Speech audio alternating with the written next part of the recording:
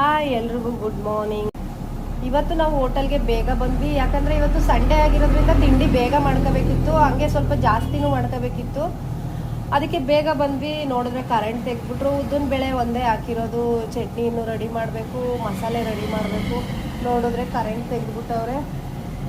ಸುಮ್ಮನೆ ನಿಂತಿದ್ದೀನಿ, ಏನು ಮಾಡೋದು ಅಂತಲೇ ಗೊತ್ತಾಗ್ತಿಲ್ಲ. ಕರೆಂಟ್ ತೆಗೆದ್ಬಿಟ್ರೆ ಹೋಟೆಲ್ ಅವ್ರಿಗೆ ಎಷ್ಟು ಪ್ರಾಬ್ಲಮ್ ಆಗುತ್ತೆ ಬೆಳಗ್ಗೆನೆ ಅಂದರೆ ನನಗೆ ಗೊತ್ತು. ದಿನ ಟೆನ್ಷನಲ್ಲೇ ಅಡುಗೆ ಮಾಡ್ತೀನಿ, ಯಾಕಂದರೆ ಒಂದೊಂದ್ಸಲಿ ಕರೆಂಟ್ ತೆಗೆದ್ಬಿಡ್ತಾರೆ. ಅದು ಆ ಬೈಕೆ ಬೇಗನೆ ಅಡುಗೆ ಮಾಡ್ಕೋಬೇಕಾಗಿರುತ್ತೆ. ಸದ್ಯ ಇವಾಗ ಕರೆಂಟ್ ಕೊಟ್ಟರು, ಬೇಗನೆ ಕೊಟ್ಟರು. ಇದು ತರಕಾರಿ ಬಾತ್ಗೆ ರೆಡಿ ಮಾಡ್ಕೊತಾ ಇರೋದು.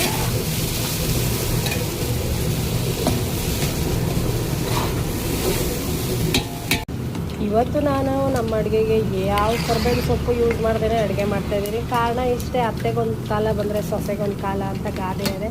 ಹಾಗೆ ಇವತ್ತು ಕರ್ಬೇವಿನ ಸೊಪ್ಪು ಎಲ್ಲ ಕಡೆ ಡಿಮ್ಯಾಂಡ್ ಆಗಿರೋದ್ರಿಂದ ಕರ್ಬೇವಿನ ಸೊಪ್ಪು ಸಿಗ್ತಾಯಿಲ್ಲ, ಹಾಗೇ ಅಡುಗೆ ಮಾಡ್ತಾಯಿದ್ದೀನಿ. ಬೆಳಗ್ಗೆ ಡೈಲಿ ಇವನೊಬ್ಬ ಬರ್ತಾನೆ, ಇವನಿಗೆ ಬೆಲ್ಲ ಕೊಡಲೇಬೇಕು, ಆವಾಗಲೇ ಇವನು ಮುಂದಕ್ಕೆ ಹೋಗೋದು.